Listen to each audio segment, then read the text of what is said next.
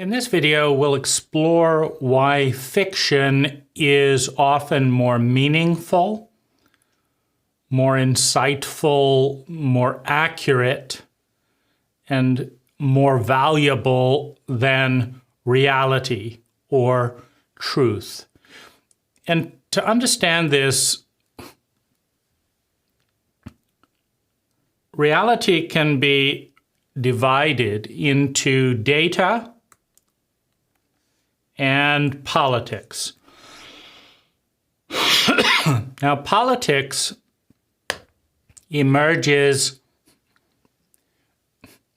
to spin data for the purposes of navigating a value hierarchy or a political system. Politics says that incest is bad. Politics says that bad people should be punished. Politics says that stealing is bad. Politics says that those caught stealing should go in jail. Now, no one wants to go to jail. Nobody wants to be punished. Nobody wants to be shamed. Nobody wants to lose lots of money for all the things that politics have dictated are bad and punishable. And so within the political system,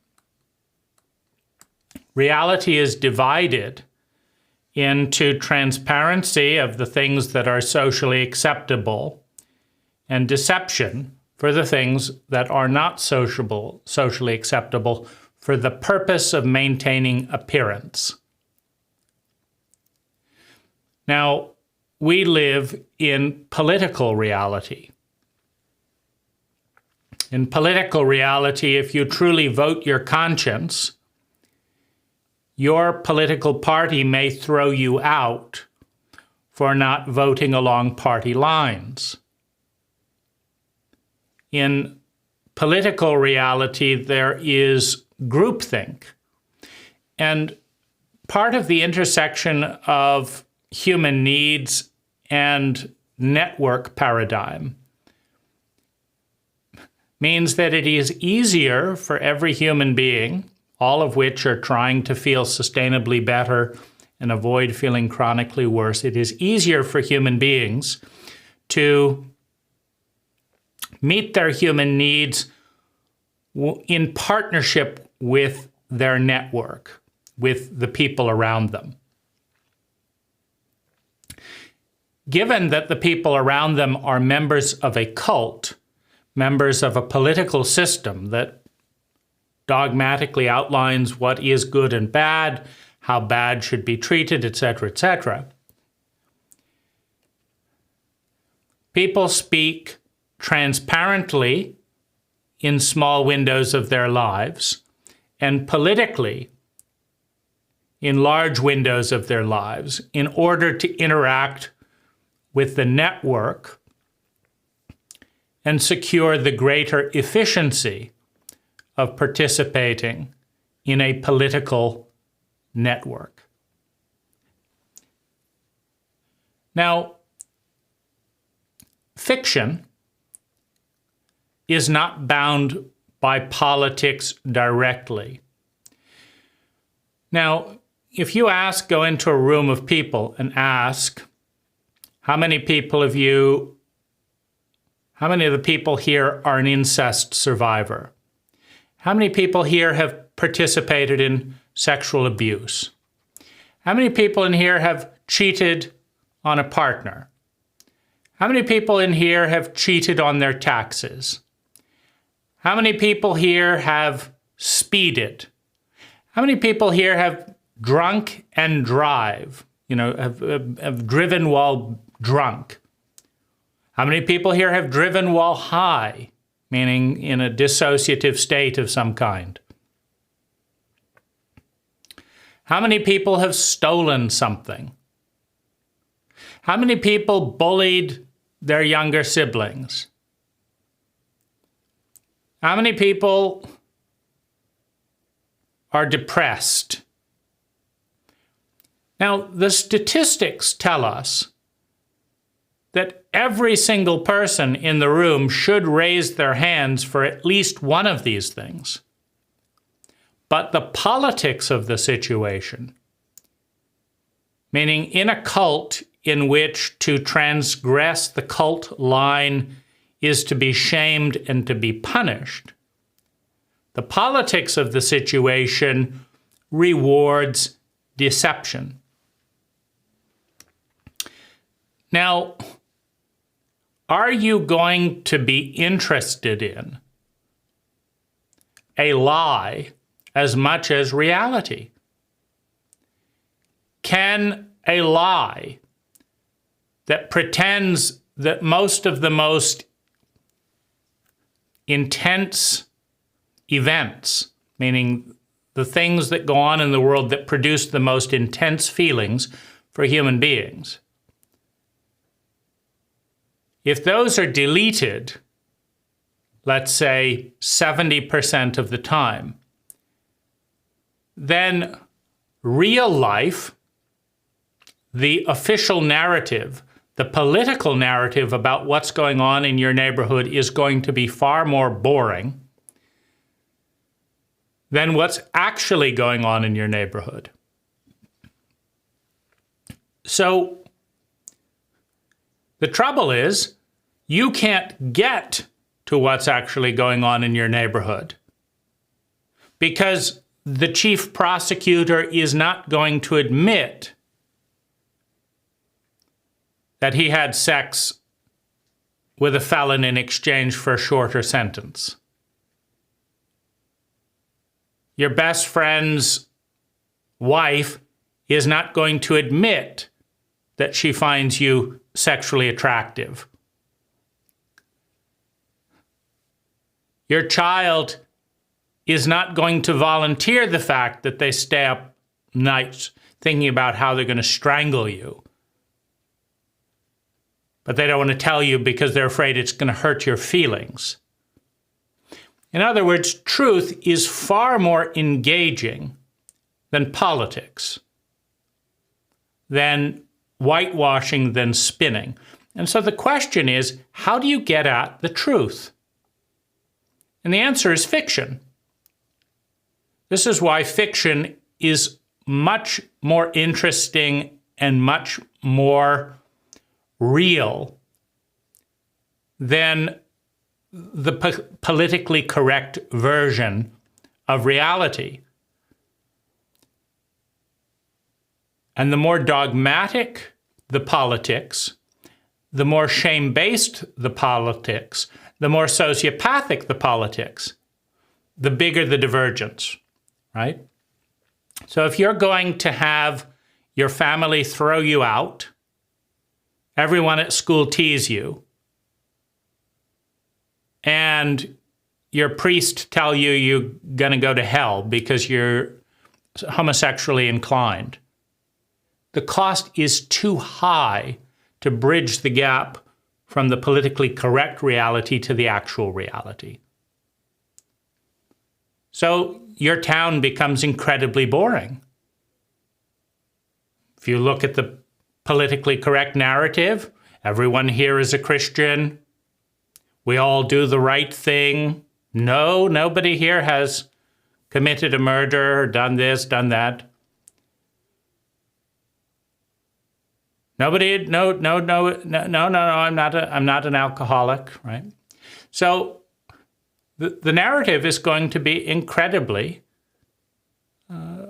boring, incredibly uninteresting, incredibly deceptive. Meaning everything that evokes the deepest feelings is going to be missing. It's a much less interesting reality. So the more politically correct the reality, which is determined by the degree of sociopathic dogma. So when you have dogma, you have a very rigid reality. The more rigid reality, the fewer the people that fit inside it. The more rigid the reality, the fewer the number of the people that will fit inside that rigid box. So that's fine if there's no consequences. People just ignore the dogma. But when you have a dogmatic reality, a small reality, combined with sociopathic consequences for diverging with the box, it means that most of the people don't fit in the box, which means that most of people's lives are not told, which means that the politically correct narrative used to engage with other people is incredibly boring. What does that mean? What does polite conversation mean? Well, I'm trying to decide what to do because your husband just made a pass on me. And I know you'll divorce him if you know. And now my cult hasn't prepared me for what to do with that. So I'm dazed and confused. Meanwhile, you walk up to me and say, "How are you? You look troubled." And I say, "Oh, the lemonade is a little bit off." That is so boring. So then you say, "Here, I'll get you another one." And you don't care a shit about the lemonade, right? You're still left with the real conundrum that cannot be spoken. So the complexity of a corrupt cult in which everyone colludes to hide core drives going on in every family is sublimated, is buried. And all we've got to replace it is the quality of the lemonade. Who's interested in the quality of the lemonade? So the more sociopathic and the more dogmatic the cult is,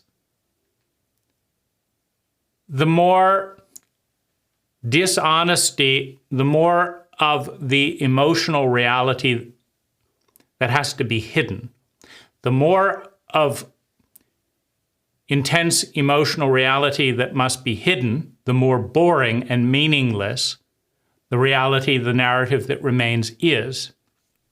The more boring the narrative of the basic politically correct cult, the more interesting fiction is by contrast.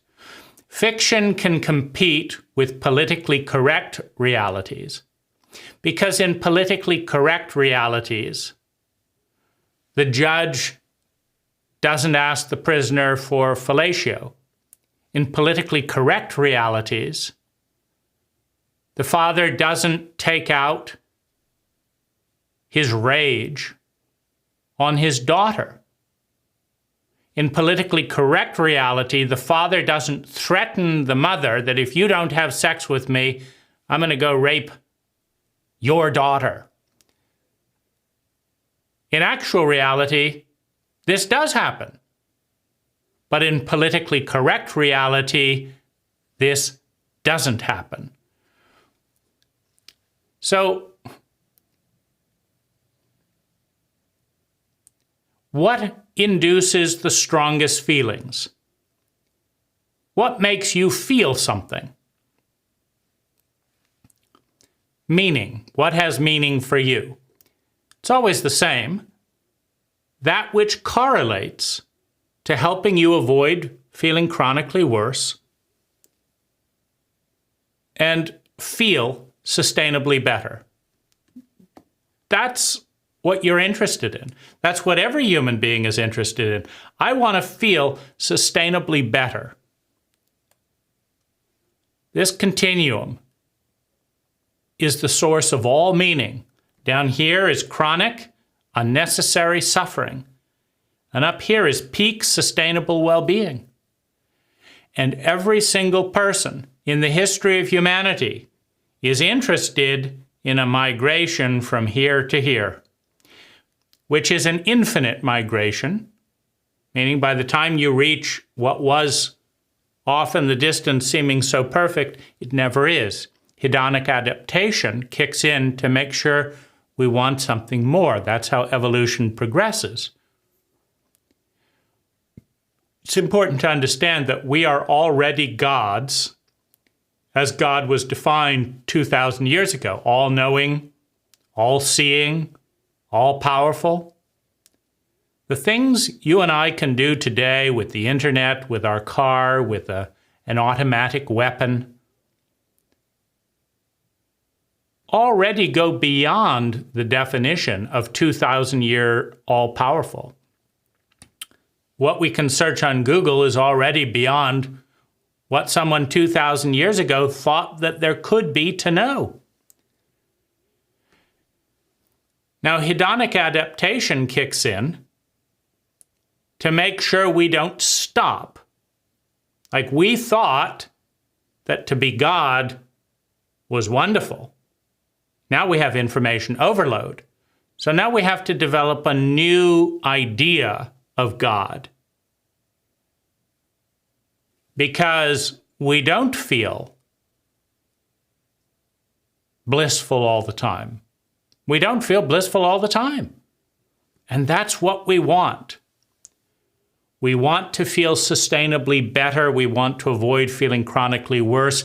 It's an endless continuum.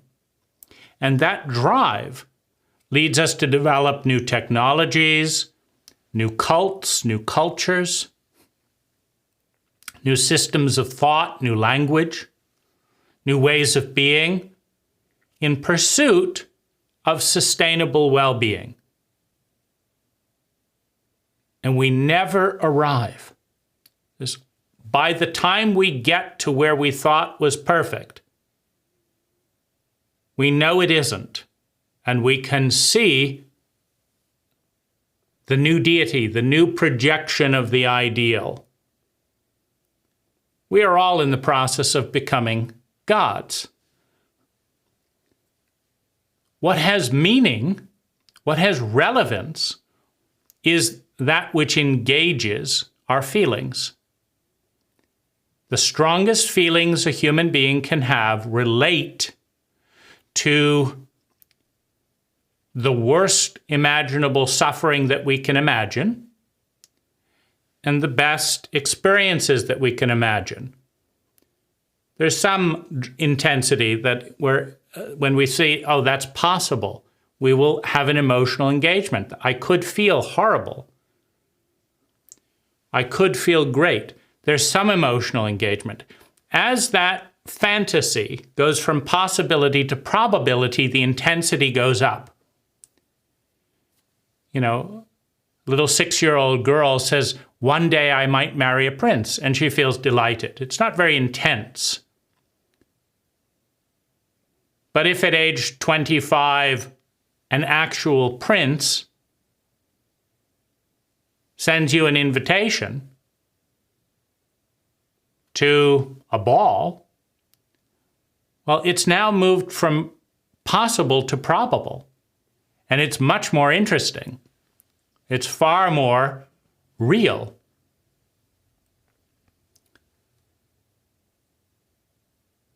The emotions are more dense because you're closer to it.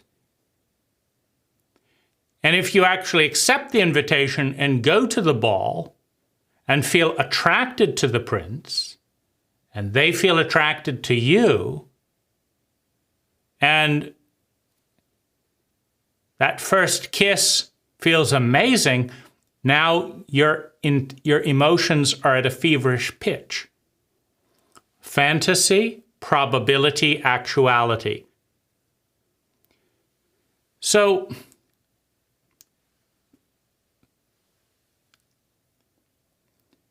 we are interested, we are emotionally engaged with what's actually going on. We are bored by political lies, by political bullshit. Everyone in this political party is doing the very best they can for the good of the country. Boring. So-and-so just sold us out for a deal because of this and this and this. So-and-so just got a Swiss bank transfer of Bitcoin because of this. So-and-so let this company write the latest bill. You're selling us out right and left. No, that's violating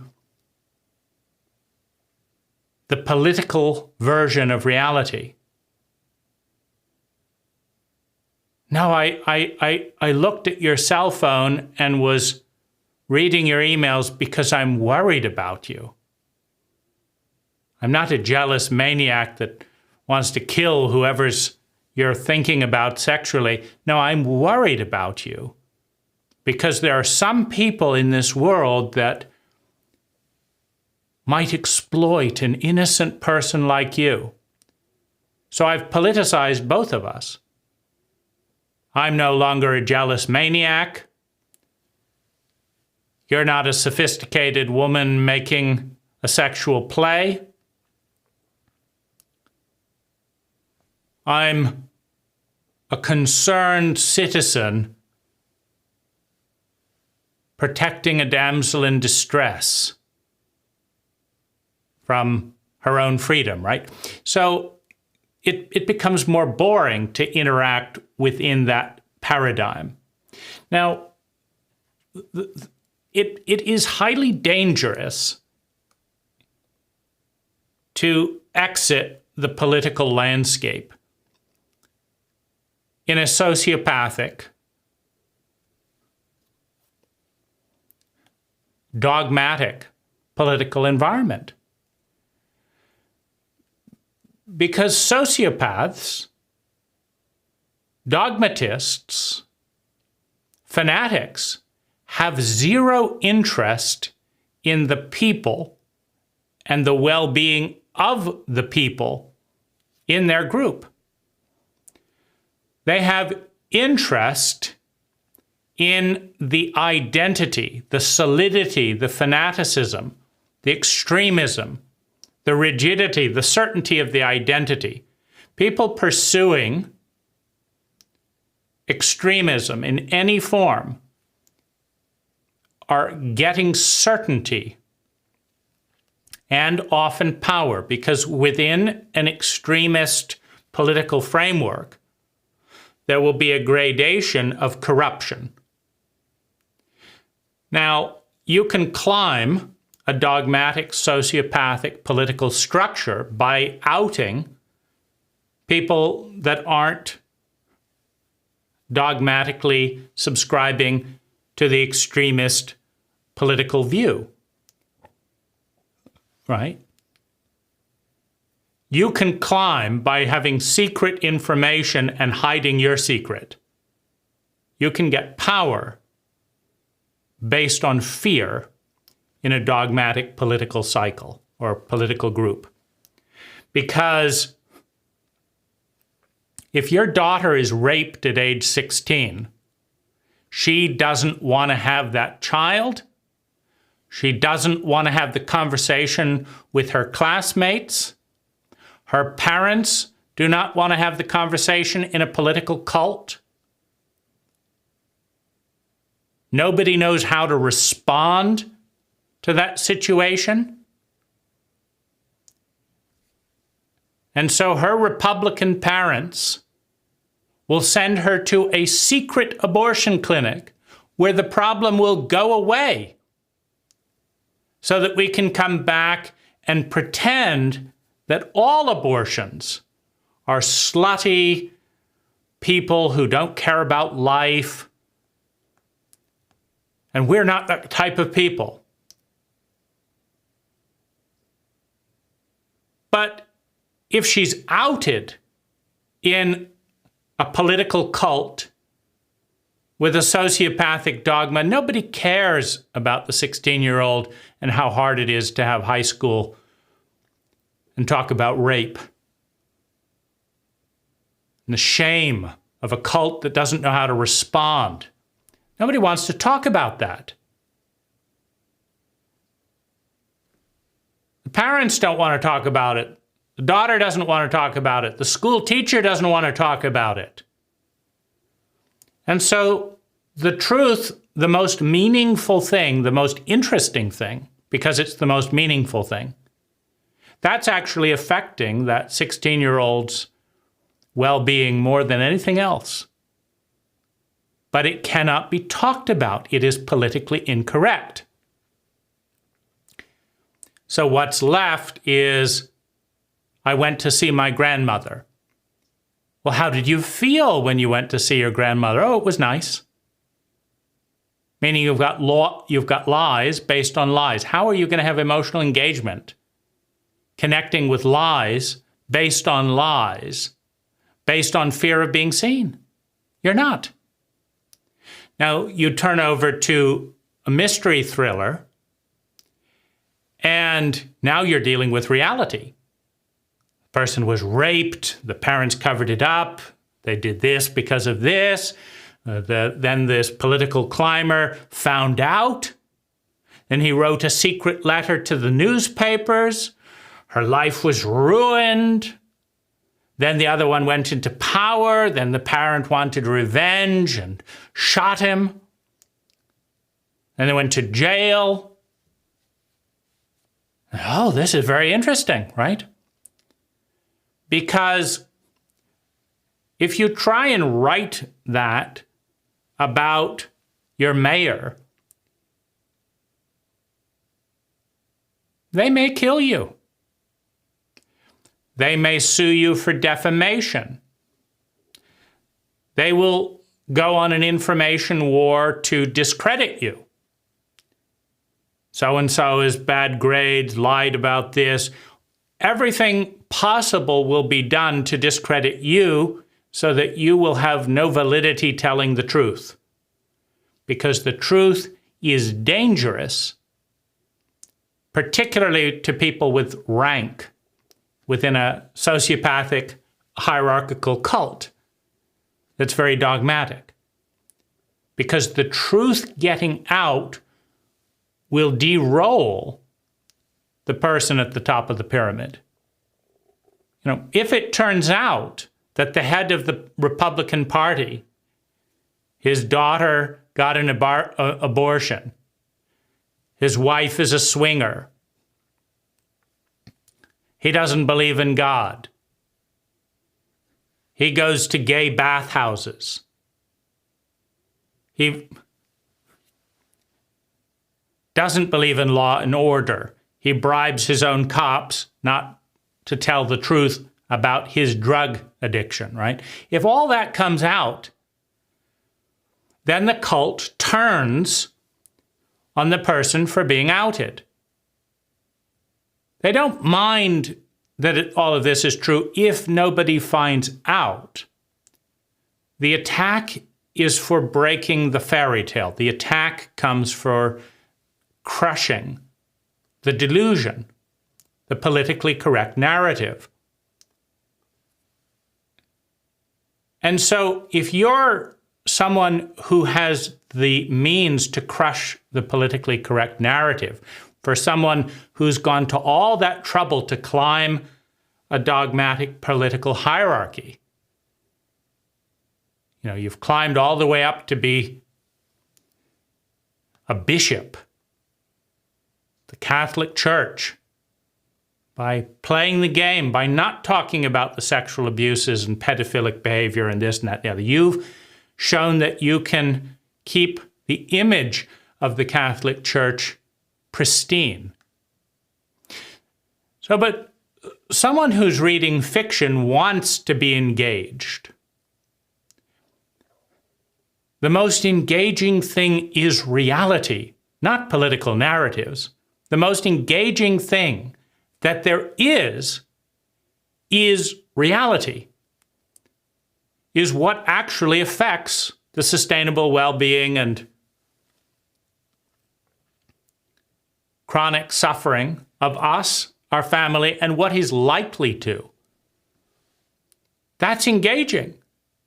And so whether they do it in a postmodern science fiction or a 19th century fantasy or a current day or another culture, the themes that matter are the themes that are going on in people's lives. Now, the reason that fiction is so much more truthful, popular fiction, I should say, the things that are engaging people, is that fiction doesn't have to be politically correct. I mean, it does in some circles. In some circles, you have to hide that you're reading a romance novel. which is saying that romance is politically incorrect in your life. That's why you're reading a book. But it's politically incorrect to read the book, so now you're hiding that you're reading the book. Sexual lust is politically incorrect. That's why you're not having orgies with your neighbor. So you're watching orgies on porn, but it's politically incorrect to watch porn, so you're hiding, you're spending money on those accounts and clean out your hard drive and blah, blah, blah, to erase your browsing history, because it's politically incorrect to be interested in sex, and then it's politically correct to be watching porn because you can't sexually express yourself in your community, because that's taboo within the cult, right? So the most interesting thing is to watch other people doing the things you want to do but cannot do because it's politically taboo in your cult. It's not the thing that the Christians say to do. It's not the thing that is, and not the thing, whatever it is. It's not what we do in this company. You know, if you get fired for your sexual interests, if you get shamed at church for your sexual interest, if your clients don't want to hire you, if your family won't talk to you, you can't survive at some degree of partition and isolation. Meaning the fewer people that are willing to exchange energy with you in a mutually beneficial way, the harder it is for you to survive as a social human being in a network. And so you create more and more secrecy. The more secrecy, the more loneliness. The more secrecy, the more boredom. The more secrecy, the more apathy. Well, then where do you go to see and understand the nuances of what's actually going on? You go to fiction. Because nobody's going to sue the fiction author for libel. Nobody's going to lie to the fiction author, and nobody is going to complain to the fiction author or shame the fiction author for selling lots of copies, talking about certain things. Because we have agreed within our politically correct cult, we have agreed that to be a fiction writer, you have permission to talk about all the taboos you can't talk about in your life, and not have it directly reflect on your character. We've agreed that that is okay. Most people. Extremists, fiction is not okay. What do you read? Why did you read that? You're a Catholic. Why are you reading about anal sex? That's a missionary position. So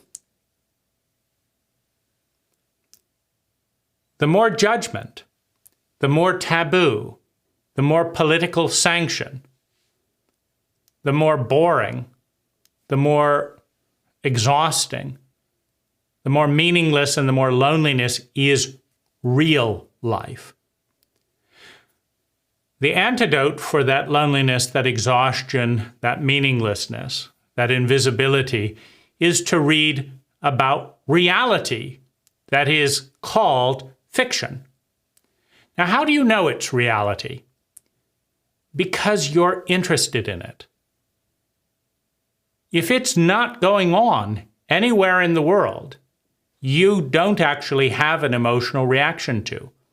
So if something is highly popular in secret, see, if it's highly popular in an outer public sense, you're still in the political sphere. right? If there's a kink bar downtown and you watch kink porn and you'd love to go downtown, but you're afraid that one of your friends might walk by that particular street when you're entering the kink bar, well, then you've got to keep it secret, and then you're going to be interested in reading kink books, where people actually live the way you would like to live if you were not afraid of being judged and sanctioned. Every human being wants to feel sustainably better and wants to avoid feeling chronically worse. Everything that elicits a strong feeling is personal. Either personal, I'm afraid of that. Why are you afraid of it if you've never heard of it? Like, if you've never been abused by a powerful person, a bully, a father, a big person, an older sibling, if you've never been abused by an older person, reading a story about someone abused by an older person is not very relatable. So for you to be captivated, you have to have experienced the abuse in some form that you're interested in reading about. If there's no part of you that is afraid of being raped or wants to rape someone or wants to be raped, and that's engaged with the thrill and the adrenaline of it, reading a rape scene is boring. But if there is a part of you that's like, oh, I wonder what that's like, this and that, it connects in some way to, I don't want to feel bad, I want to feel better. And so that's what's holding your attention. If it doesn't hold your attention, there's a million books to read. The things that we read have to speak to something that's real, not politics. I mean, yes, we'll go watch a political documentary with politically correct friends and cough and pretend to be very interested and try and say the politically correct thing. And why did you embarrass me in front of this? You said this and that's not the thing. These are sophisticated people. You're supposed to say you liked that and comment on the accent and stuff like that. Why did you say it was, oh, you're so embarrassing. If you're not going to show off to someone, to look good to yourself or to other within your political dogma,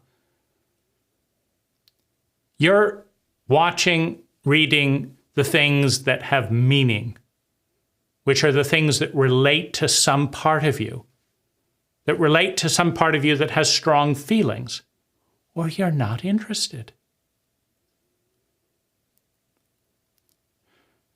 In a highly dogmatic, sociopathic, now what does sociopathic mean? It just means that when it turns out that you've had an abortion with your Republican friends, nobody's actually interested in how you felt, in whether it helped you or didn't help you, in the context, in the nuance, in what your options were and why it happened. Nobody's interested in that. They're just interested in labeling you good or bad. That's sociopathic. I'm not going to understand you, I'm going to judge you, and I'm going to attack you. Empathy is based on understanding. An empathic environment wants to say, do you think it was a good choice for you? Why? What had you learned? And how did it all work out? And wants to understand you as an individual. That's empathic. A sociopathic environment does not want to see and be seen. It wants to judge and avoid being judged. Judge and hide. It's a very boring, fear-based reality. So the more that's going on, the more everyone is going to be reading fiction, talking about fiction. And the fiction may be hidden in highly dogmatic, like if, you'll find a secret way to expose yourself to things that actually bring about real feelings. So that's why in our cult, in our culture, the most engaging popular fiction, not that is on the New York Times recommended by the critics, but the books, the movies that sell the most copies. For example, The Avengers, a popular movie series. Avenge. What is it saying? It's saying that fantasies about power and power over and getting back at the bad guys and sociopathic fights and action and adrenaline are highly interested to a very large percentage of the public. And it's saying that those same energies are politically incorrect in their lives. Because if you were actually living like an Avenger, you would not be watching the movie. Avengers don't watch Avengers movies. They live their lives. But meek, frightened people who are afraid of saying the wrong thing, who will lie about their own feelings so as not to hurt the feelings of somebody else, they may love watching an Avengers movies where people just do whatever the fuck they want. The way I wish I could live, but I'm too scared to live. So the bigger the gap between the politically correct version of reality and how people are actually feeling, the more people go to fiction. And the more people that are reading fiction, popular fiction, watching it, reading it, the more you can understand what's going on. So yes, Minister and yes, Prime Minister are better insights into what's actually going on in the British government than political statements. Comedy shows, Fawlty Towers, are more accurate insights into what at least a percentage of the hotel staff and ownership feel about guests than the website. Undercover camera investigation tells you more about what's going on than when you've announced that you're coming. WikiLeaks becomes the most accurate source of news in the world and is severely punished for doing so. So a disclosure, an undercover disclosure news organization outperforms every major media outlet in the world. And the major media outlets do not fight for real journalism. They throw it under the bus because it makes them look bad with their political alliances where they get pretend journalism. And so WikiLeaks becomes far more interesting to understand what's going on if you want to know what's going on than reading the New York Times. Thank you.